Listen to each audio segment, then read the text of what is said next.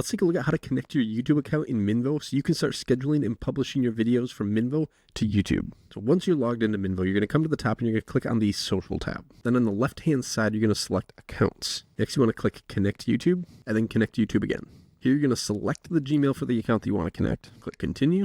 Select All to allow Minvo to manage your YouTube channel for you and click Continue. And your YouTube channel is now connected as easy as that. Now, when it comes to scheduling your videos to YouTube, I like to do this process a little bit differently than some of the other accounts. Now, keep in mind, YouTube Shorts have to be 60 seconds. Anything that you publish that is over 60 seconds long will not publish as an actual short, but just a video on your channel. So if you want your video to show up in the Shorts feed on YouTube, you want to make sure that it's under 60 seconds. Now, when it comes to actually scheduling this video, you're going to come to the clip that you want to schedule, click Export in the top right corner, and click Post to Social. Click on your newly connected YouTube account, and then fill out the details for your post, or you can click the caption button here and have Minvo generate a caption for you. Now, this is the important part. Before clicking Schedule to YouTube, I like to set the privacy status to unlisted. And the reason I do this is because I like to fill out the entire video detail section in YouTube. Most platforms that schedule to social media don't include a lot of these options. Even if you're publishing your video directly from your phone to YouTube, it can still be difficult to find this information. So once I've exported my video from Minvo to YouTube,